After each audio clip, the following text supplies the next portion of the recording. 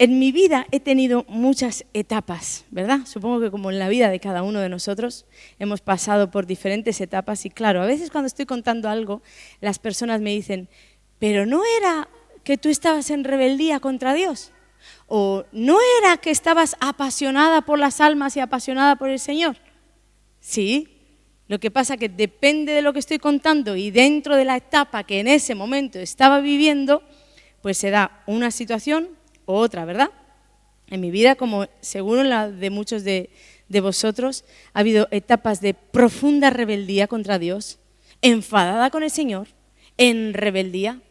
Ha habido otras etapas donde he estado loca por el Señor y queriendo hacer todas las cosas para Dios y salí a las calles. Esto nunca ha cambiado mucho en mi vida, pero yo recuerdo que salí a las calles y a toda persona con la que yo topaba la intentaba llevar a los pies de Jesús. Una etapa apasionada por esas cosas, pero luego vinieron desilusiones y frustración y dolor y pues mi vida iba como que cambiando, dependiendo de la etapa para arriba y para abajo, hasta que alcancé una estabilidad en Dios, el día de mi verdadera conversión. Pero de lo que te quería hablar hoy era que de entre todas esas etapas que yo he vivido, de esas malas etapas, vamos a decir, la peor de todas, la más peligrosa, ha sido la etapa de mi falsa conversión. Ese tiempo en el que yo creía que iría al cielo y estaba yéndome de camino al infierno. Si tengo que mirar mi vida en el momento más peligroso, ha sido en esa etapa. Creer que soy algo que no soy. Creer que soy hija de Dios sin serlo. Creer que soy salva sin serlo. Etapa de falsa conversión. Y yo recuerdo cuando tenía 24 años, justo creo que como 11 meses, 10, 11 meses antes de mi verdadera conversión, de aquella gran liberación que cuento en el libro. Bueno, voy a aprovechar para todas las personas que me dicen, ¿cómo consigo tu libro, pastora? Porque hay muchas predicaciones que hablo de él o de cosas que han sucedido en mi vida. Pues mi libro lo puedes adquirir en Amazon y en general el link suele estar en la descripción de este mismo vídeo que estás viendo. Vete a la descripción y ahí tienes el link para poder adquirirlo. Tanto en formato físico como en el no me acuerdo cómo se llama, pero electrónico, ¿no? Digital. ¿Viste? Yo tengo un pueblo muy entendido en todo esto. Bueno, pues ahí está, en Amazon, formato electrónico, digital o en tapa blanda. Bueno, pues como os decía, a mis 24 años yo tuve una experiencia tremenda porque un quiste en el ovario se me estranguló y corría peligro de que ese quiste se explotara, no sé cómo decirlo, que me hiciera una hemorragia interna. ¿De acuerdo? Ese era el peligro. Entonces me hospitalizaron y me iban a llevar pues para el quirófano a operarme rápidamente. Y recuerdo en ese momento el que entonces era mi pastor, que me vino a visitar y pues algo así como preocupado normal por mi salvación, pues me dijo, no, Ana, pero si pasara algo en el quirófano, Ana, ¿estás a cuentas con Dios? ¿Tú estás segura de que tu vida vas a partir con el Señor en caso de pasar algo? Y yo me acuerdo que enteramente le dije, por supuesto que sí.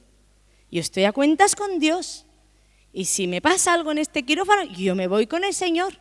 Mira bien, yo un día había hecho una oración de fe, me había bautizado y después vivía alegremente. Vivía con un novio en fornicación, vivía yéndome por ahí de copas. O sea, mi vida en realidad no se diferenciaba en gran cosa o en nada de la vida de cualquier persona que andaba en el mundo sin conocer a Dios. Pero dentro de mí había una profunda convicción de que yo me iba a ir con el Señor. Yo era convertida, yo era hija de Dios. Unas horas serían después de esta conversación, yo me fui al quirófano y tuve la experiencia más impresionante que he vivido en esta tierra. Pues Dios vino a darme un mensaje, pero en realidad no lo hizo en esta dimensión. Y nunca he sabido bien explicar cómo sucedió o dónde sucedió, pero lo único que yo sé es que mi cuerpo estaba en aquel quirófano, pero yo no estaba en aquel quirófano. 2 ángeles enviados por Dios vinieron a decirme cómo estaba, o más bien a mostrarme cómo estaba mi vida. Pero ojo aquí, no lo que yo creía de mi vida, o cómo yo creía que mi vida estaba, no. Ellos vinieron a mostrarme cómo Dios veía mi vida, lo que Dios creía acerca de mi vida. Porque donde yo veía salvación, pues resulta que Dios veía perdición. Y donde yo veía pecados confesados, porque yo, claro, tenía conocimiento de Dios desde los 8 años, entonces yo sabía las cosas que estaban mal, con lo que en mi casa todas las noches, la oración como que de rutina, ¿verdad? Padre, perdóname por pecar, perdóname. En la iglesia yo llegaba al culto y lo primero que hacía, perdóname por pecar. Entonces, donde yo veía un pecado confesado, Dios veía un pecado consentido. Y aquellos ángeles empezaron a mostrarme mi vida. Empezaron a mostrarme todo lo que Dios veía. Y en ese quirófano comenzó el principio del fin de mi falsa conversión.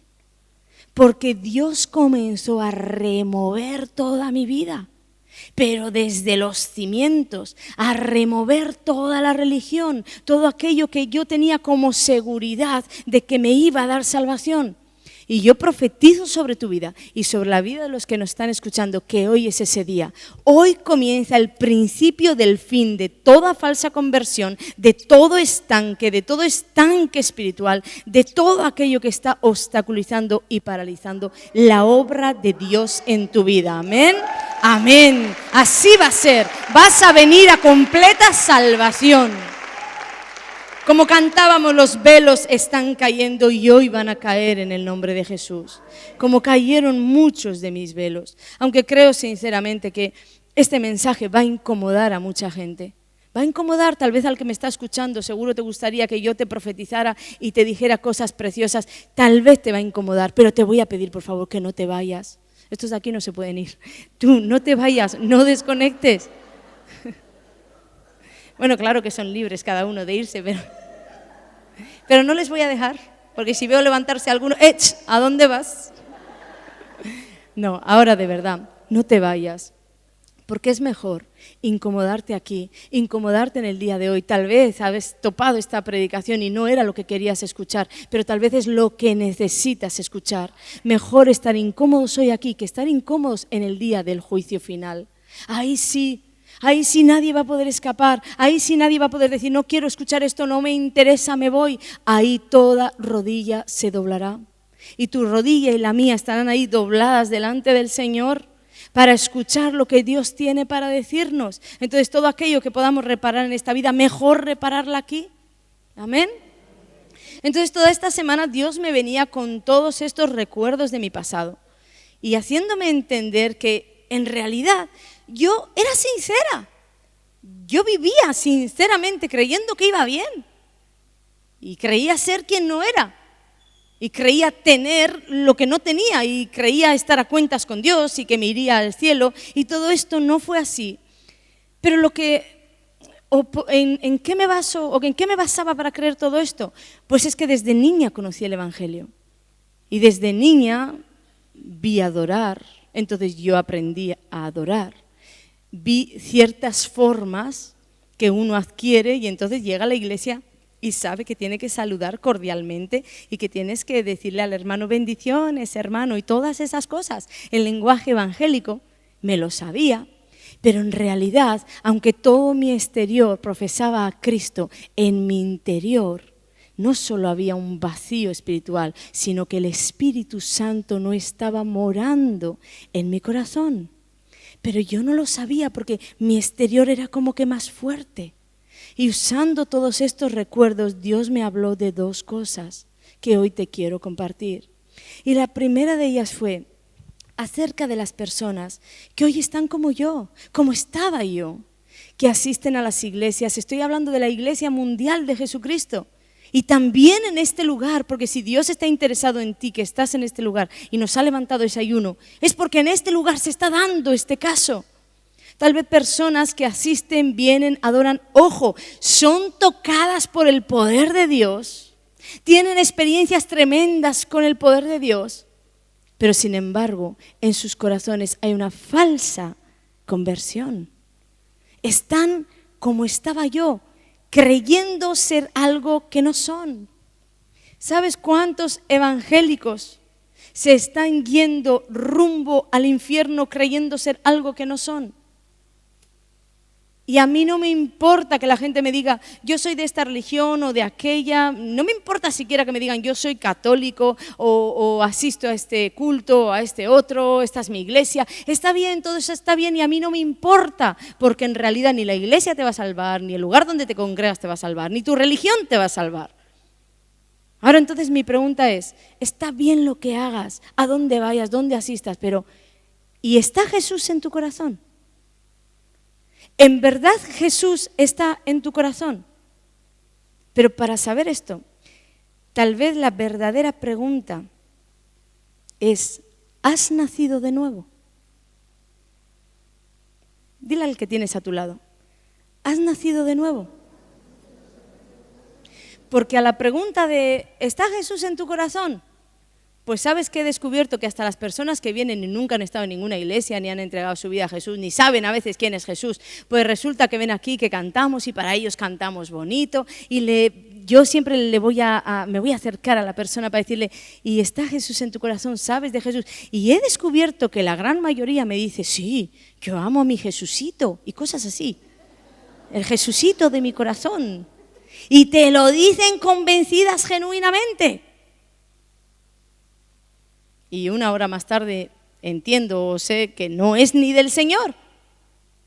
Entonces, a la pregunta de ¿está Jesús en tu corazón? Me vas a decir que sí, pero a la pregunta de ¿has nacido de nuevo?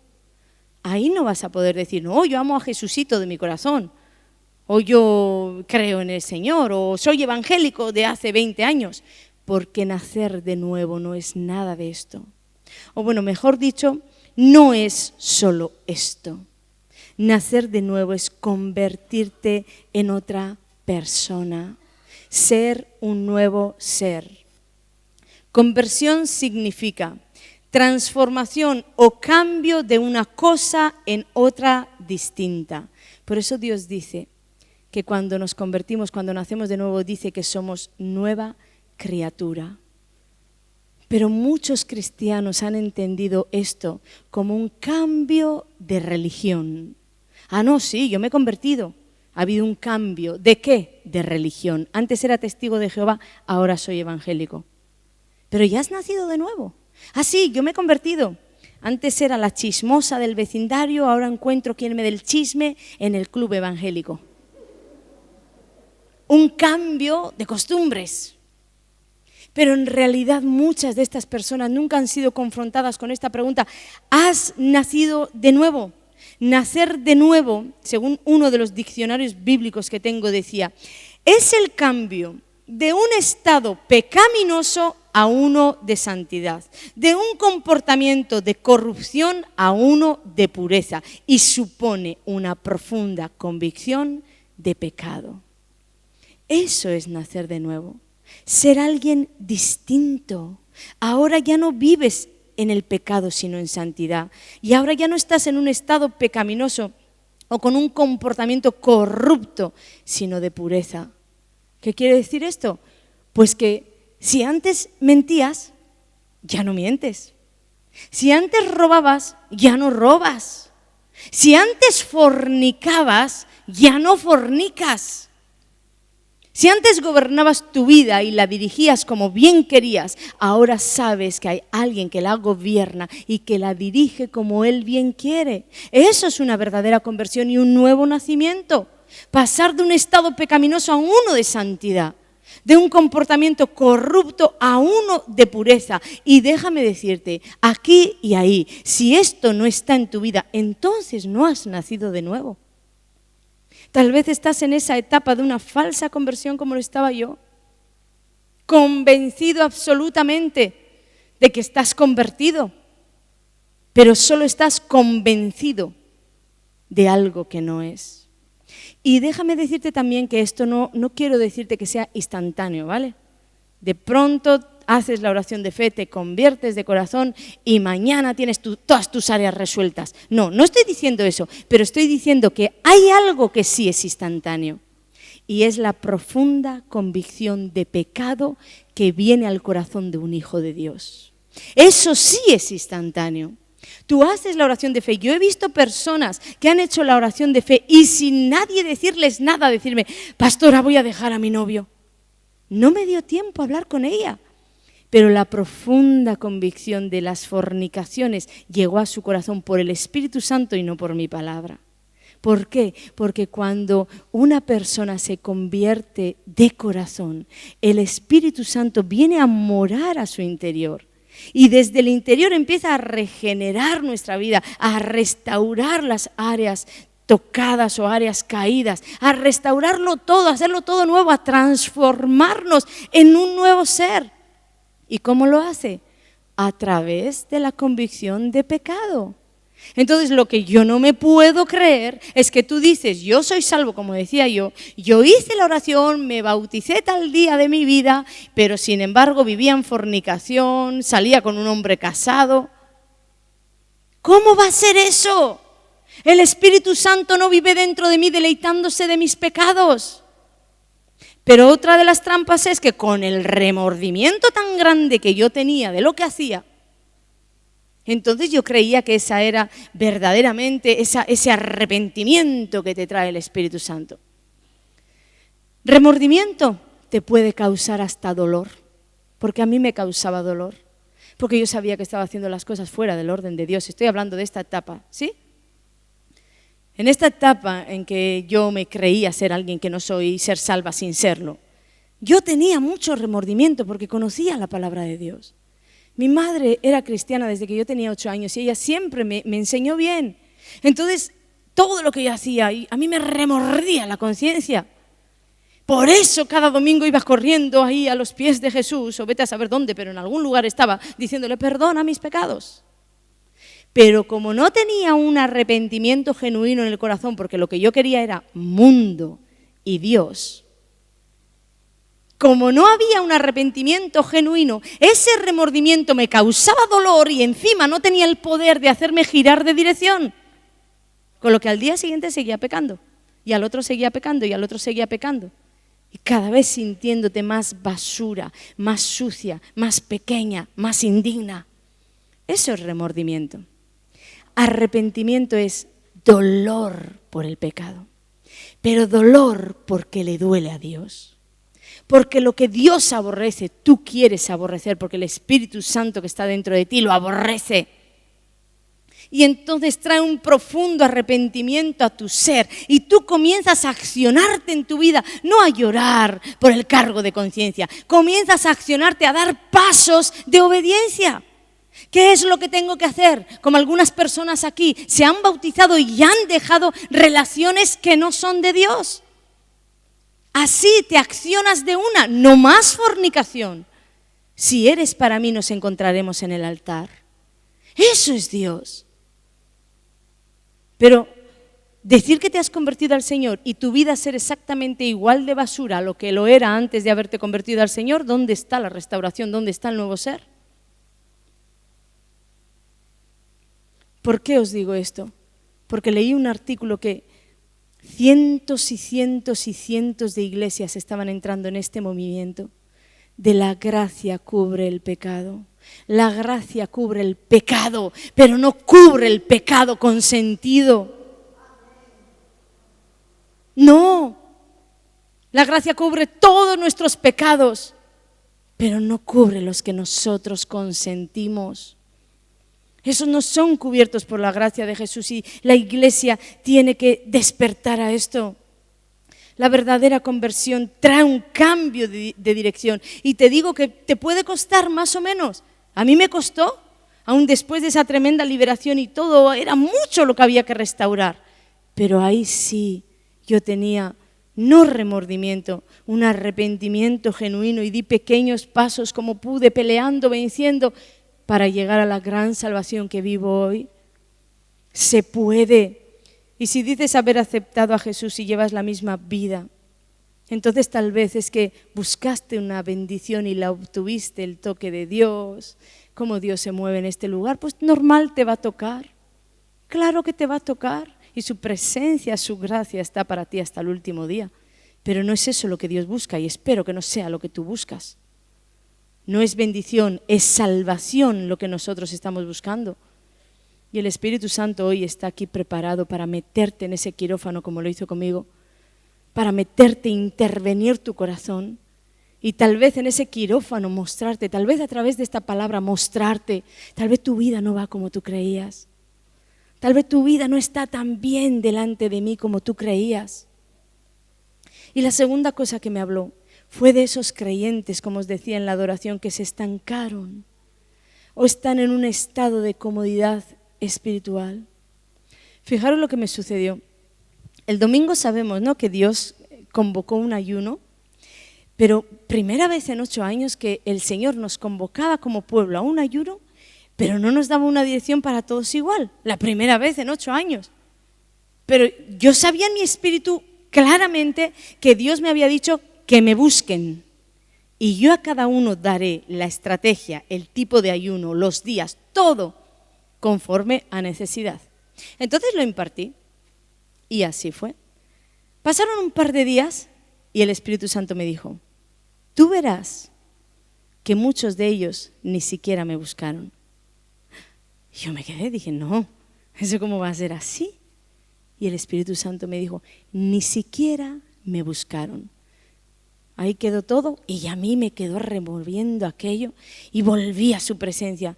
Háblame, ¿qué pasó con este pueblo? Y entonces Dios me dijo, quiero que les hagas una pregunta. ¿Cuántos de ellos? Bueno, Él me dijo que os preguntara, ¿de acuerdo? Que cuántos se habían movido a este ayuno, habían puesto atención a la voz de Dios.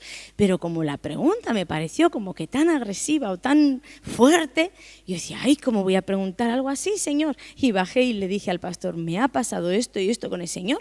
Y el Señor me ha dicho que les pregunte, pero yo tenía como ese pesar en el corazón, ¿cómo voy a ir a decirle a cada uno, oye, tú has atendido a Dios, tú has atendido el llamado de Dios? Me sentía como mal.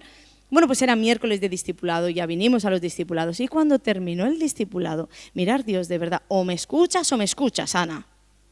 Terminó el discipulado y se acercó a mi Gelacio y me dice, pastora, pues quería hablar con usted porque me metí en un ayuno así, le digo, wow, tremendo, poderoso. Y yo me acordaba y decía, menos mal que le dio oído al ayuno. Bueno, él y muchos más que me habéis venido a decir, de hecho ese mismo domingo cuando yo bajé de aquí, cada uno de vosotros o muchos de vosotros vinisteis a decirme, Dios me habló así, me dijo que hiciera esto, ¿vale? Pero parece que Dios está interesado en los que no, ¿de acuerdo? Entonces vino Gelacio y me dijo, pues así en el ayuno, y cuando estaba en ese tiempo con Dios, Dios me dijo que le dijera algo. Yo a veces suelo tener temor a estas cosas. Pero cuando Él empezó a hablar, la presencia de Dios empezó a descender sobre mí. Y empezó a decirme, pastora, Dios me dijo que usted pregunte a la congregación, pregunte quién le ha dado oído al Señor, quién ha dado oído a este ayuno, porque muchos no le han dado oído y Dios me dio la palabra de las vírgenes y yo ya me quedé petrificada porque yo tengo la palabra de las vírgenes. Yo decía, Gelacio, parece que te has metido en mi conversación con el pastor y con el Señor. Dios me estaba diciendo, si para mí es importante, presta tú también atención, Ana, porque el pueblo tiene que despertar. Así que quiero leeros Mateo 25. Lo voy a leer en la traducción al lenguaje actual, que fue el texto que me dio. Los versículos, bueno, ahí José nos lo va a poner. En el reino de Dios pasará lo mismo que sucedió en una boda. Cuando ya era de noche, 10 muchachas tomaron sus lámparas de aceite y salieron a recibir al novio. 5 de ellas eran descuidadas y las otras 5 responsables. Las 5 descuidadas no llevaron aceite suficiente, pero las 5 responsables llevaron aceite para llenar sus lámparas de nuevo. Como el novio tardó mucho en llegar, A las 10 muchachas les dio sueño y se durmieron. Como a la medianoche se oyeron gritos: ¡ya viene el novio! ¡Salgan a recibirlo! Las muchachas se levantaron y comenzaron a preparar sus lámparas. Entonces las 5 muchachas descuidadas dijeron a las responsables: compartan con nosotras el aceite que ustedes traen, porque nuestras lámparas se están apagando. Las 5 responsables contestaron: no tenemos bastante aceite para darles también a ustedes. Es mejor que vayan a comprarlo. Mientras las 5 muchachas descuidadas fueron a comprar aceite, llegó el novio. Entonces las 5 muchachas responsables entraron con él a la fiesta de bodas y la puerta se cerró. Cuando las 5 descuidadas volvieron, encontraron todo cerrado y gritaron: Señor, Señor, ábrenos la puerta. Pero el novio les contestó: no sé quiénes son ustedes, no las conozco. Por eso ustedes, dice Jesús, esto es para ti y es para mí. Por eso ustedes, mis discípulos, deben estar siempre alerta, porque no saben ni el día ni la hora en que yo volveré. Estas 10 vírgenes representan a los creyentes. Habían recibido una invitación de bodas. Ellas estaban en la lista de los invitados, mira bien. Y estaban contentas y felices esperando al novio, pero el novio se tardó. Y el novio se tardó y se durmieron. Y al despertar descubrieron su descuido. El novio llegaba y sus lámparas no tenían aceite para alumbrar. Y cuando quisieron vivir de la unción del otro, descubrieron que eso no se podía. Y entonces tuvieron que ir a buscar de la unción, pero ya era tarde. Esta es nuestra historia, porque el texto comienza diciendo: en el reino de Dios pasará lo mismo que sucedió en una boda. Nosotros también estamos en la lista de invitados. Estamos en la lista de invitados del gran banquete que el Señor Jesucristo hará cuando vuelva por su iglesia, las bodas del Cordero. Y tú y yo estamos en la lista. Y sabemos que Jesús va a volver y predicamos que va a volver, pero el novio se ha demorado 2000 años. Y muchos de nosotros, muchos de su iglesia, están siendo insensatos y se han dejado echar a dormir. Y no se han ocupado de la unción. Y el día que despierten descubrirán que no le valía de nada estar en la lista de invitados y que no le valía de nada estar allí esperando al novio, porque lo que tenían que estar es preparados. Preparadas tenían que estar estas 10 muchachas para la venida del novio. Y tú y yo como iglesia de Jesucristo tenemos que estar preparados, porque tal vez no te vas cuando Jesús vuelva, tal vez te vas mañana, tal vez te vas en 10 años. Pero tú no sabes cuándo vas a partir de este mundo, y lo que Jesús te pide es: estate preparado. Y podríamos decir muchísimas cosas de esta parábola, pero en lo que Dios se enfocó para mí fue en esa advertencia de esas personas que creen que por estar en la iglesia ya tienen garantizado el cielo, que tienen ese engaño que yo tenía en mi corazón. Pues soy cristiana desde niña, voy todos los domingos a la iglesia. El Señor entiende. Esta era mi frase del millón. Cuando alguien me quería rebatir con algo, yo decía: bueno, a mí Dios me entiende. Porque yo había hecho a Dios en mi corazón como yo quería que Él fuera. Un padre como no había sido mi padre terrenal. Entonces este padre del cual yo había tomado de Dios diciendo: es mi padre amoroso, el perdonador, el que todo lo perdona, tenía una distorsión también. Porque yo encajé a Dios perdonando mis pecados, aún los consentidos. Y este era mi gran engaño. No, Dios me ama. Y cuando alguien me quería venir a rebatir algo: Dios me ama y yo me arreglo con Él. Mi orgullo salía tan alto que espantaba a la persona. Sí, falsamente convertida. No podemos dormir, no podemos descuidar las cosas de Dios y las cosas que dice Dios. Porque tal vez no has descuidado las cosas de Dios y te estás matando a servir al Señor y desgastando tu vida para Él, pero ¿y las cosas que dice Dios? ¿Las estás cumpliendo de la misma manera? Un convertido o alguien que ha nacido de nuevo, el Espíritu Santo en él le impulsa a hacer todo esto. Pero dime, ¿tienes aceite suficiente para alumbrar tu lámpara? Piensa para ti ahora. El aceite tipifica la unción, y la unción pudre los yugos, y la unción enseña, la unción te hace prosperar, la unción te hace avanzar. ¿Tú puedes ver esto en tu vida? ¿Puedes ver esta manifestación de poder alrededor de tu vida? ¿O por el contrario sientes que te has dormido, que no hay poder, que la llama se está extinguiendo, que la pasión se está extinguiendo o que estás estancado? La pasión no es estanque. La unción no es estanque. Y recuerda que decir que eres parte de la iglesia no salva, ni decir que eres de cielos abiertos salva, porque ni el edificio donde te congregas salva, ni cielos abiertos salva. Tienes que despertar antes de que sea tarde y ocuparte de las cosas del Señor y de las cosas que dice el Señor. Porque lo primero que sucede cuando el sueño viene a nuestras vidas es el letargo espiritual. Lo primero que sucede con los hijos de Dios es que perdemos el temor de Dios. Entonces ya, como yo decía el miércoles en el discipulado, que Jesús me decía, no saben que yo estoy. Y no les importa copiar, no les importa mentirte, no les importa. Después entendí, han perdido el temor de Dios. Entonces, la palabra más poderosa que pueda llegar del púlpito a ti no te va a hacer efecto. Despiértate, dice la Biblia, tú que duermes. En Isaías 61, Jesús cuando entró en el templo, en Nazaret creo que fue, comenzó con el rollo de Isaías a leer el libro de Isaías. Cuando dijo, el Espíritu del Señor está sobre mí, ¿recordamos este texto? Estaba citando Isaías 61 y en Isaías 61, en ese mismo texto, dice que nosotros seríamos llamados árboles de justicia, plantío de Jehová, para gloria suya. Escucha, árboles de justicia, plantío de Jehová, ¿para qué?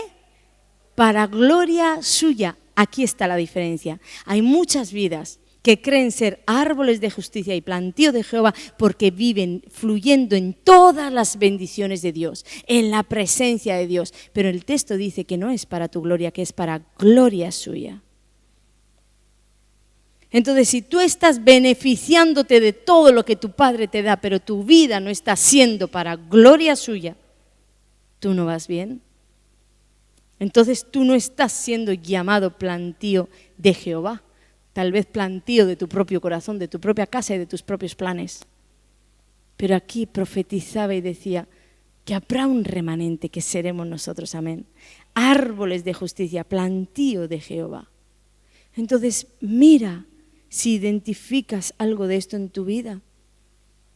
Yo quiero que mi vida sea esa vida que da gloria al Señor.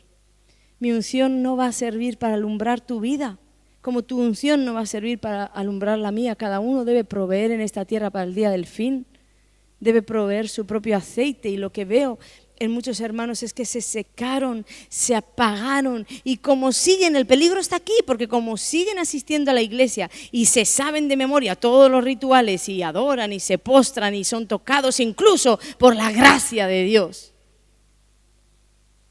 entonces siguen dormidos y están en peligro, porque la etapa más peligrosa de un cristiano es esta: falsa conversión o estar dormido, porque te comenzarás a secar y después no hay agua que te vaya a poder levantar.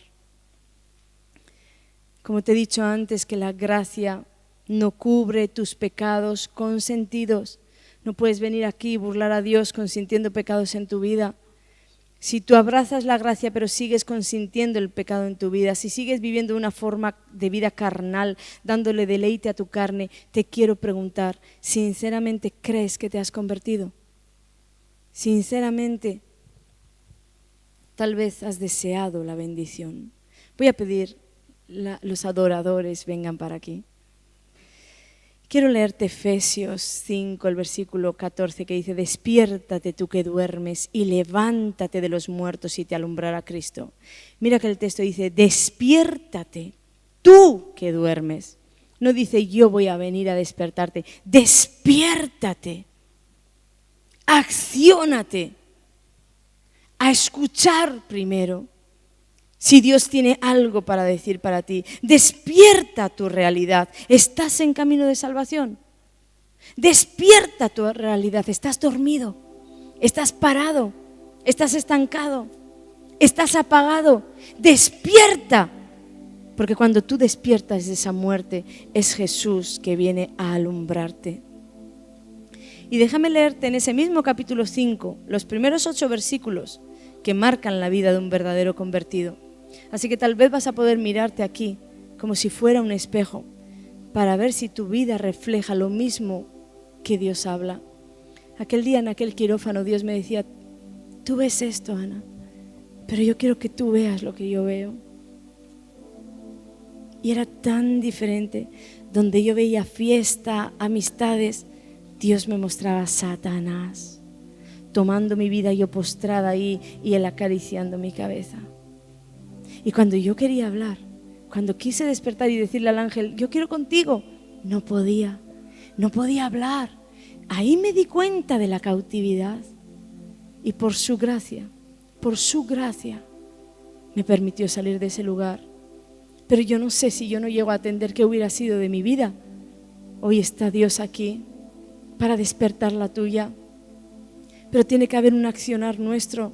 Entonces toma ahora esta palabra como si Jesús se pusiera delante de ti con un espejo y te diría, hijo, esto es lo que yo veo en un nuevo convertido. ¿Te ves así? Sed pues imitadores de Dios como hijos amados y andad en amor. ¿Cuántos pueden decir que aman, que perdonan, que aún les hieren y ponen otra mejilla? Que son pacificadores. Porque dice, imitadores de Dios. Piensa en la persona de Dios. Vas a por eso. Cristo nos amó. Dice, y andad en amor como también Cristo nos amó. Y se entregó a sí mismo por nosotros, ofrenda y sacrificio a Dios en olor fragante. Pero fornicación y toda inmundicia o avaricia, ese amor que a veces tenemos al dinero que nos impide fluir incluso para Dios, para el necesitado, ni aun se nombre entre vosotros como conviene a santos, ni palabras deshonestas, ni necedades, ni truhanerías que no convienen, sino antes bien acciones de gracias, corazones agradecidos es lo que Dios pide, no quejas. Porque sabéis esto, que ningún fornicario o inmundo o avaro que es idólatra tiene herencia en el reino de Cristo y de Dios.